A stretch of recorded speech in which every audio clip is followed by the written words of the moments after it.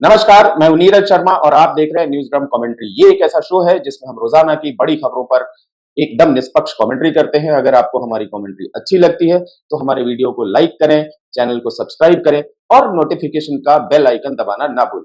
आप अपने सुझाव हमें वीडियो के कमेंट बॉक्स में भी दे सकते हैं। इस कमेंट्री में हमारा साथ देते हैं हमारे वरिष्ठ सहयोगी, वरिष्ठ पत्रकार और जाने माने राजनीतिक विशेषज्ञ शेखर अय्यर जी। शेखर जी, बहुत बहुत स्वागत है आपका इस शो में। नमस्कार धीरज जी, नमस्कार। सर, आज एनडीए के संसदीय दल ने प्रधानमंत्री को अपना नेता चुन लिया। उसके बाद सरकार बनाने के लिए उन्होंने दावा भी पेश कर दिया राष्ट्रपति के पास जाकर के। लेकिन जो पूरा का पूरा तकरीबन 2.5 घंटे का कार्यक्रम था कॉन्स्टिट्यूशन हाउस में, उसमें दो तीन चीजें मैंने नोट की। पहला ये कि वहां के जो दोनों एनडीए के पार्टनर थे, नीतीश कुमार और चिराग पासवान, दोनों ने अपने अपने तरीके से मोदी के और ज्यादा करीब जाने, दिखाने या उनको रेस्पेक्ट देने की कोशिश की। जहां नीतीश कुमार उम्र में केवल 1 साल छोटे होने के बावजूद भी मोदी के पैर छूने की कोशिश करते हुए दिखे, वहीं चिराग पासवान मोदी के जाकर के गले लगे। अब ये तो रही एक बात। दूसरी चीज जो मैंने नोटिस की, चंद्रबाबू नायडू और नीतीश कुमार दोनों ने ही समझ लीजिए कि गीता पे हाथ रख करके कसम खाई कि 5 साल हम आपके साथ ही हैं और कहीं नहीं जाएंगे और आप निश्चिंत होकर के काम कीजिए, पूरी खुली छूट है आपको। ये कितना बड़ा बर्नौल मूवमेंट है इकोसिस्टम और कांग्रेस और अपोजिशन के लिए। देखिए, इकोसिस्टम तो जो है ही, आपने सही कहा। ये तो बर्नआउट मूवमेंट से ज्यादा मूवमेंट है, क्योंकि एक सबसे बड़ी मैसेज आज गई है। वो मैसेज क्या है कि जो पिछले 2-3 दिन से जो रिपोर्ट्स आ रहे हैं, टीवी पे आ रहे हैं कि बार्गेन हो रहा है, नीतीश कुछ विकल्प देख रहा है, चंद्रबाबू को ट्रस्ट नहीं कर सकते, ये सारी बातों एक ही दिन में, एक ही जो बॉडी लैंग्वेज की जो प्रोजेक्शन आज हुई, उसमें खत्म हो गई। जिसकी वजह से आप जो बर्नआउट मूवमेंट की बात कर रहे हैं वो हो रहा है।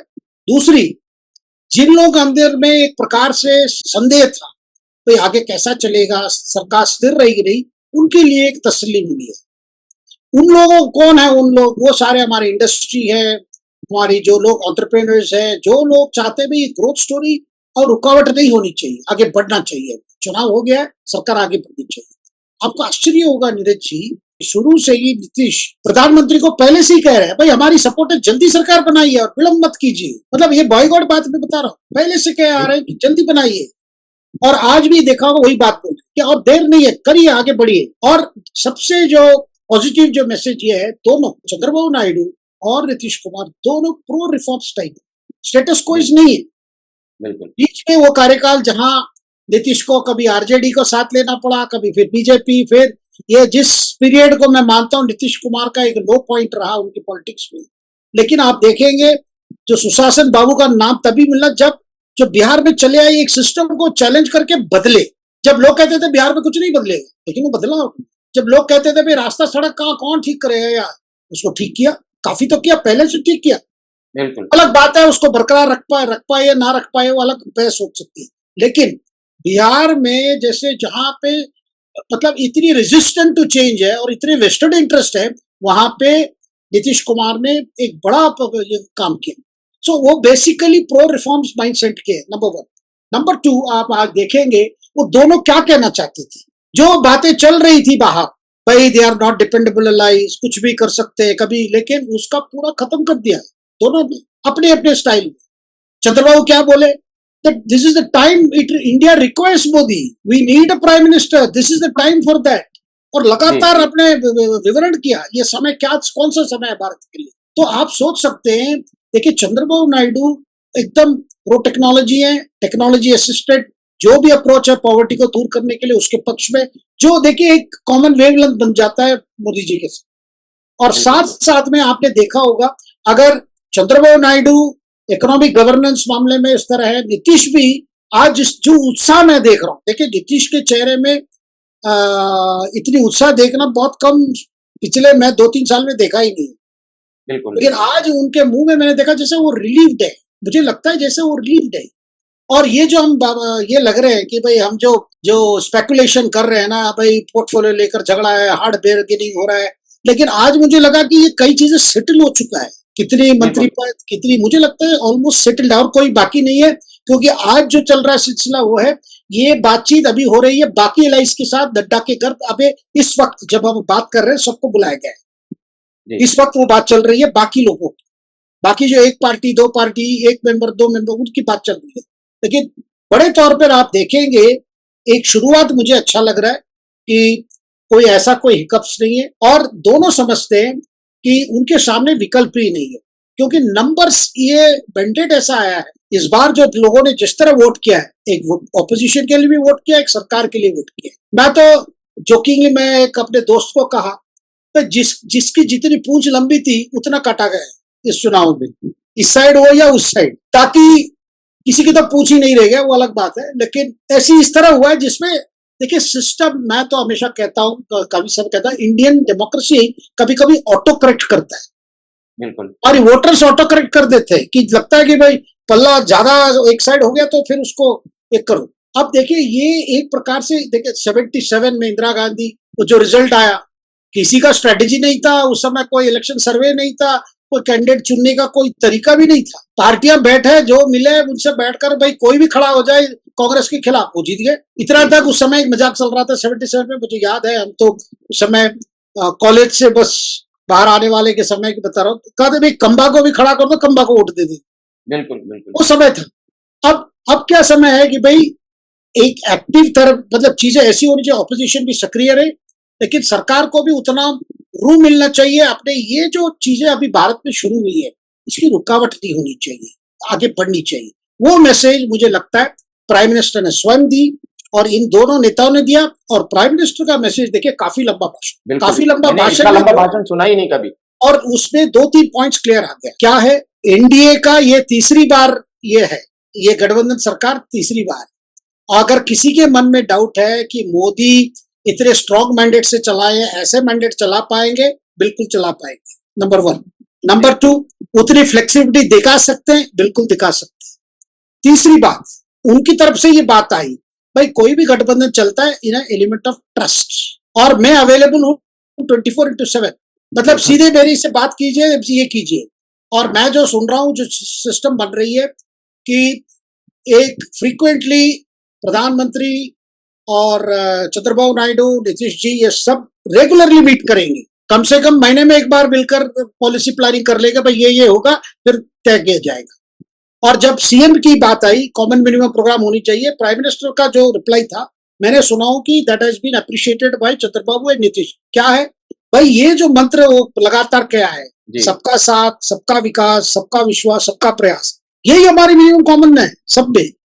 तो जो बात मुझे लगता है, ये जो ग्रोथ स्टोरी अभी बनने वाली है मोदी 3.0 में, इतिहास की तौर पे चंद्रबाबू नायडू और Nitish want to be part of that history, से अलग नहीं रहना चाहते। इसीलिए क्या हुआ है, देखिए ऑपोजिशन में और भी थोड़ा ग्लूम ज्यादा बढ़ गया। एक तो ऐसा रिजल्ट आया, भाई पूछ मेरे तो पूछ वाली बात है, भाई सबकी कटी, लेकिन किसकी ज्यादा थी उसकी ज्यादा कटी। आप तो सरकार बनने की स्थिति में नहीं है। और कल पहले अच्छा, उन्होंने तय कर लिया, मुझे एक अच्छी पॉलिटिकल एनालिस्ट है, उन्होंने मुझे कहा, देखो जी अब ऐसा होगा, अब जेपीसी पार्लियामेंट की बात नहीं होगी, जेपीसी डिमांड चलती रहेगी, 1 जेपीसी ए डे। तो साल भर आप देखेंगे 30 से ज्यादा जेपीसी डिमांड होगी। कल वाले जेपीसी डिमांड की हवा निकल गई है। देखिए क्या मतलब, एंड मैं आपको बधाई देना चाहता हूं कि कल ही हमारी डिस्कशन में आपने जो पॉइंट बोले कि भाई जितने आपने बड़ी हम्बली इसको शुरू की, आपने कहा कि मैं जितना मार्केट समझता हूं, मैं जितना ट्रेडिंग समझता हूं, इतना ऐसा है कि भाई खरीदा तो वो विदेश वालों ने, एफआईआई ने, और बेचा उन्होंने ज्यादा प्राइस में खरीद कर वो कम प्राइस में बेचे, और हमारे इन्वेस्टर्स ने सस्ता में ले लिए, फिर आगे दिन फिर बढ़ना शुरू हो गया, जब लगा कि मोदी जी वापस आ रहे, तो फायदा तो हम लोगों को हुआ। लेकिन ये क्यों परेशान हो रहे हैं, क्या एफआईआई के लिए परेशान हो रहे हैं? बिल्कुल बिल्कुल। तो ये बात सबने बोला कल, but I must credit you Neeraj ji कि you are the first person to mention this, कि एंड फिर रात को मैंने कई शोज में देखा, कई फाइनेंशियल जो मार्केट एक्सपर्ट्स हैं, वो तो अपने डिस्क्लेमर देके बोले, भाई हम कोई किसी पार्टी के नहीं है, हम अपना धंधा करते हैं। लेकिन बता देता हूँ, ऐसा नहीं होता है कि लॉस एक ही समय में 38 लाख करोड़ चला गया, ऐसा कुछ नहीं होता है। जी जी जी, तो कौन खरीदता है, कौन बेचता है, और मार्केट हमेशा ऐसा ही चलता है। That is why it is called speculative trade. भाई स्पेकुलेशन से ही उसकी प्रॉफिट लॉस होती है। जो ठीक से स्पेकुलेट किया वो प्रॉफिट पोस्ट करता है, बिल्कुल, बिल्कुल, बिल्कुल, बिल्कुल। और जो रिटेल इन्वेस्टर्स इतने बड़ी रिस्क नहीं लेते, और वैसे ही तो हम लोग तो एक आध दिन देखते, एक आध दिन देखते, देखने वाले हैं ना, करने वाले बिल्कुल। नहीं, वो एग्ज़ैक्टली जो रिटेल इन्वेस्टर होता है वो आज खरीद के कल नहीं बेचता है, लार्जली यही सिचुएशन होती है। वो सारे काम बड़े इन्वेस्टर्स होते हैं, चाहे डोमेस्टिक हो, चाहे फॉरेन इन्वेस्टर्स हों, एफआईआईज़ हों। अभी फॉर द टाइम बीइंग जो हम अगले 5 साल की बात कर रहे हैं, अगले 5 साल के लिए आपको क्या लगता है कि इनके पास इकोसिस्टम के पास और ऑपोजिशन के पास क्या काम बचा रह गया? एक तो ऑपोजिशन का आपने एक यूनिक काम बता दिया कि अब हर दिन एक जेपीसी आएगी। तो वो जेपीसी के अलावा बाकी इकोसिस्टम के पास क्या काम बचा हुआ है? क्योंकि आज हमने देखा और मैं वहीं से कोट कर रहा हूँ कि एक जगह नितिन गडकरी बैठे हुए थे और बाकी सब लोग खड़े थे, तालियां बजा रहे थे और अपनी डेस्क थपथपा रहे थे। लेकिन नितिन गडकरी वो शायद 1 या 2 सेकंड का विजुअल होगा, फिर नितिन गडकरी खड़े भी हो। अब क्या इकोसिस्टम के पास यही सारे काम रह गए हैं कि आप ये कोई क्लिप कहीं से उठाओ और उसको शेयर करो और लोगों को बताओ देखो कि हमने ये पकड़ लिया है। तो यही काम रह गया अब इनके पास 5 साल के लिए? बिल्कुल ये चलता रहेगा। देखिए, आज पीएम ने भी बताया, देखिए एनडीए मीटिंग कहा कि सोशल मीडिया में और सोशल मीडिया को यूटिलाइज करते और कैसे उसको ये करना है, कभी फेक वीडियो, कभी ये वो, ये जो बात अभी बता रहे हैं, जी, जी, ये आज और उठाई ज्यादा उन्होंने। करेंगे, ज्यादा करेंगे। और दूसरी चीज भी जब तक शुरू हो गया आज से कि मिड टर्म पोल आ रहा है, कि तैयार हो जाए, मिड टर्म पोल आ जाएगा फिर, क्योंकि जब भी उनको लगता है कि बाहर मैसेज गया भाई स्टेबल है चीजें, अभी थोड़ा परमानेंसी आ जाएगी, इनका काम यही होगा भाई सरकार गिर जाएगी, लड़ जाएंगे, बिड़ जाएंगे, चीजें नहीं होगी, इनकी डिमांड्स है, ये वाली कहानी को भी रीस्टार्ट। तो इससे क्या होगा, छोटा छोटा, इसीलिए ये भी प्राइम मिनिस्टर ने बोला, जी, देखिए सतर्क रहिए, वेरीफाई कीजिए, किसी पर तुरंत रिएक्ट मत कीजिए, और हम सब अनुभवी हैं, हम जो भी फैसला लेंगे, मतलब ही वह इशारा कर रहे थे चंद्रबाबू नायडू, नीतीश जी और बाकी जितने नेता हैं, हम सब जी, अनुभवी हैं, हम जानते हैं कि आप सतर्क रहिए, क्योंकि भाई फिर वही वाला शुरू हो जाएगा, स्टिंग स्टिंग करो, और कोई आपको कहेगा भाई आप मंत्री बन रहे हैं हम बना देंगे, ये सब चीजें में मत पड़िए जब तक आपको फोन नहीं आता सरकार की तरफ से, और मैं स्वयं अवेलेबल हूँ, कुछ बात है तो हमसे चेक कीजिए। जी, ये क्यों कह रहे हैं, क्योंकि ऑपोजिशन की ये रहेगी भाई किसी तरह डिस्क्रेडिट करो, जी, और ये सोच के मैंने सुना है कि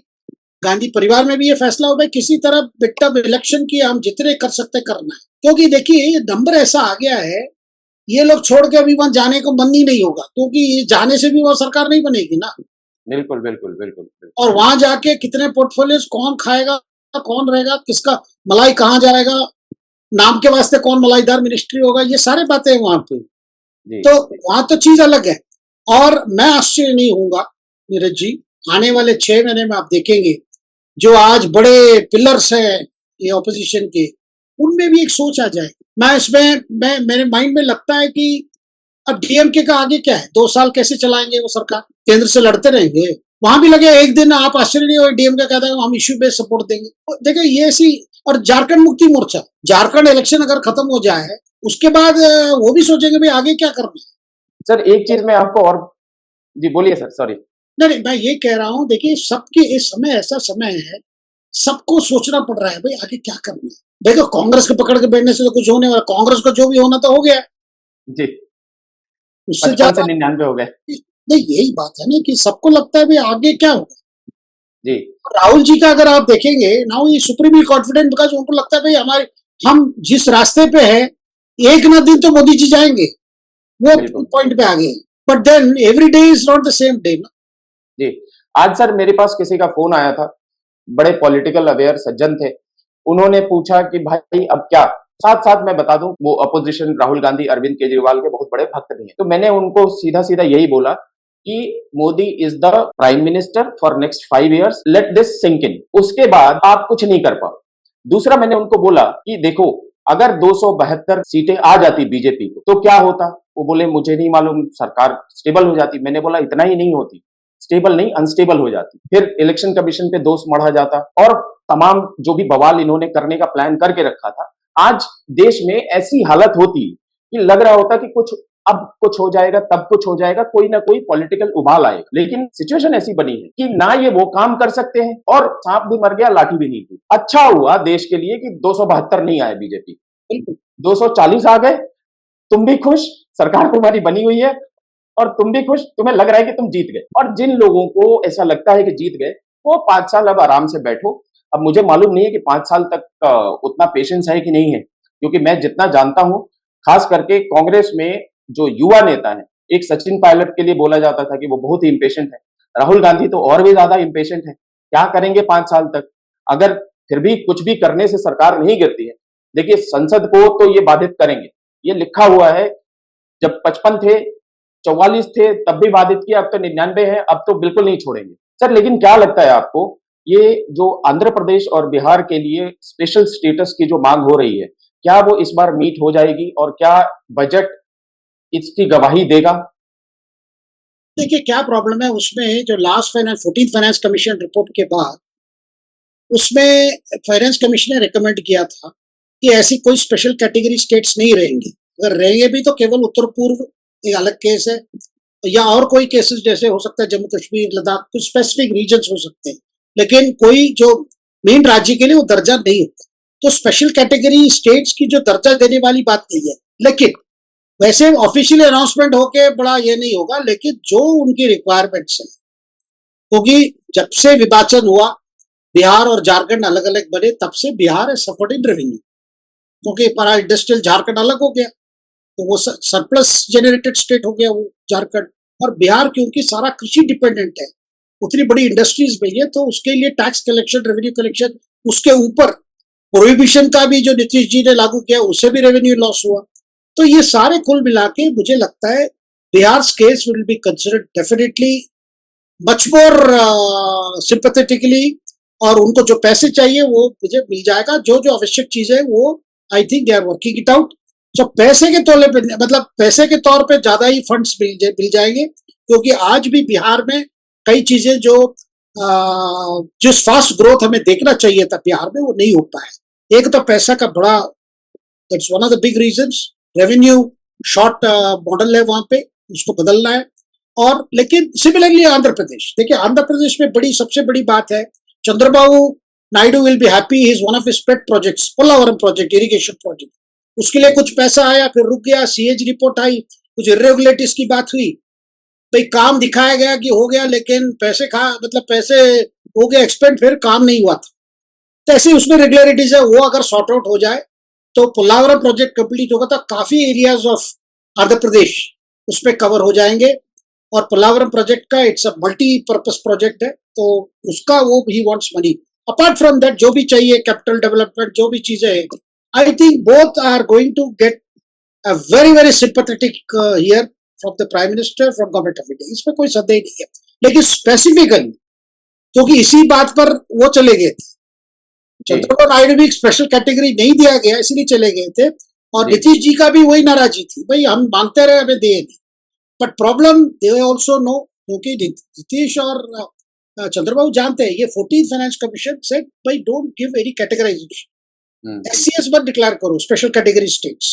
सो ओपन डिक्लेरेशन नहीं होगा, but I think they will have reasons to be happy, and that assurance उनको मिला है, क्योंकि ना from the mood you can see at today's NDA meeting, उससे जाहिर लग रहा था भाई उनकी जो कोर कंसर्न्स है, क्योंकि चंद्रबाबू नायडू चाहेगा कि before he rest is over, he at least Andhra को भी देखो, he is credited with development of Hyderabad. बिल्कुल बिल्कुल। ठीक है, जब यूनाइटेड आंध्रा प्रदेश था, he developed Hyderabad, and along with that he developed Cyberabad, total electronic city. और हैदराबाद की आज अगर एक्सपेंशन चारों ओर हुई है, रियल एस्टेट डेवलपमेंट, सब कुछ जो हैदराबाद में आप देख रहे हैं, उसका कहीं ना कहीं चंद्रबाबू नायडू का एक इकोनॉमिक विजन रहा है। सो वो एक इंपॉर्टेंट है। और यहाँ पे आंध्रा में देखिए, कोस्टल आंध्रा में it's agriculture rich state, but not so much of industrial state. तो ये चाहेगा कि भाई इंडस्ट्रियल स्टेट्स डेवलप किया जाए, और यहाँ भी जो कोस्टल, क्योंकि and he would want to develop more ports. देखिए आज आंध्रा का अच्छा कोस्ट लाइन है, तो it's a cyclone prone coast. आपकी सबसे बड़ी हार्बर है, नेचुरल हार्बर आपको विशाखापट्टनम है, जो हमारी बड़ी नेवल बेस भी है, ईस्टर्न नेवल कमांड के हेडक्वार्टर्स है, साथ में काकीनाडा पोर्ट है, मछलीपट्टनम, एक दीज आर फिशिंग पोर्ट्स। और वो चाहेगा कि सेंटर वैसे ही कृषि क्षेत्र में, अब मछुआरों के लिए भी वो कृषि क्षेत्र में आ गया है। बिल्कुल बिल्कुल। तो ब्लू वाटर, मतलब ब्लू इकोनॉमी जो बार बार कहा जाता है, उसमें काफी पैसे देकर कोऑपरेटिव्स बना के, and encouraging our farmers to get into pisciculture, ये सारी चीजों में देखिए चंद्रबाबू नायडू का imagination can run riot, he can बिल्कुल come with very good ideas. तो होगा। और बिहार में भी मुझे लगता है, बिहार में भी ये नीतीश भी जानते हैं कि you have to attract investment, एक वातावरण बननी चाहिए, क्योंकि बार बार बिहार में रोजगारी की बात होती है, लेकिन रोजगारी can not be A stand alone government activity. तो उसके लिए क्या इनोवेटिव प्रपोजल देकर हम क्या कर सकते हैं। अच्छा, इन 2-3 दिन में अग्निवीर को लेकर काफी चर्चा हुई है कि ये बात बिहार में भी एक बड़ी बात है, Andhra, these are states which do send people to the defence forces. तो आगे जाके क्योंकि जो ऑपोजिशन से बरकरार रहेगा ये सब्जेक्ट, जी हो सकता है अभी जो 4 साल की बात है वो 7 साल सर्विस कर दे, 7 साल कर देंगे तो ये जो 7 साल सर्व करेंगे ना, मैं सुन रहा हूँ कि it can be improved so that those who work for 7 years when they come out they'll be called ex servicemen, उनकी सारे ex servicemen की सुविधा मिलेगी, और उनकी जो they can go to army hospital, फिर कैंटीन सर्विस, ये क्योंकि 4 साल में वो ये नहीं मिलता, I have heard, and many army retired generals are also the view, yes we can take a look। अब क्या है, 25% को ऑब्जर्व करेंगे, बाकी को नहीं करेंगे, हो सकता है वो परसेंटेज भी रिवाइज किया जाए, maybe we can take 40% more, but the original idea is we have to depend more on machines, invest more on machines rather than spend more on pension, salary, ये वगैरह। तो उसको कई और tweaking जरूर हो सकती है। सर, जिस तरीके से आपने आंध्रा और बिहार की बात बताई, आंध्रा में तो फिर भी हमें लगता है कि वहां पे करने के लिए बहुत कुछ है, इंडस्ट्री लगाने के लिए बहुत कुछ है, ऑलरेडी एक डेवलप्ड स्टेट है। बिहार को अगर मैं ईमानदारी से कहूं तो अभी स्क्रैच से शुरुआत करनी होगी। जैसे आपने कहा कि इन्वेस्टमेंट का एनवायरनमेंट बनाना होगा, वो एटमॉस्फेयर बनाने के लिए पहले कानून व्यवस्था से लेकर के और लोगों को तहजीब वहजीब सिखाने उखाने बहुत सारा काम करना पड़ेगा, फिर जाकर के इन्वेस्टमेंट आएगा, फिर जाकर के। लेकिन 5 साल का टाइम जो है, अगर कोई प्रधानमंत्री बिहार पर अच्छे से ध्यान दे दे और इस बार नीतीश के हाथ में जब चाबी है, तो मेरे ख्याल से ये सारी चीजें बहुत स्पीड से आगे बढ़ाई जा सकती। इतना मुश्किल भी नहीं है। 5 साल का टर्म जो होता है वो बहुत अच्छा टर्म होता है। अगर खास करके हम तेजस्वी के 16-17 महीने के टर्म की बात करें तो वो कहते हैं कि हमने 3 लाख नौकरी दे दी। तो जब वो 3 लाख नौकरी का क्रेडिट ले सकते हैं, तो मेरे ख्याल से मोदी के प्राइम मिनिस्टर रहते हुए और बिहार पर ध्यान देने के बाद 5 साल में तो क्या से क्या कुछ नहीं हो सकता है। बहुत बहुत शुक्रिया आज के शो में जुड़ने के लिए आपका और हमारे दर्शकों का भी। हम मंडे को फिर हाजिर होंगे प्रधानमंत्री के शपथ ग्रहण के बाद की बड़ी खबरों पर अपनी निष्पक्ष कमेंट्री करने के लिए। बहुत बहुत शुक्रिया, धन्यवाद।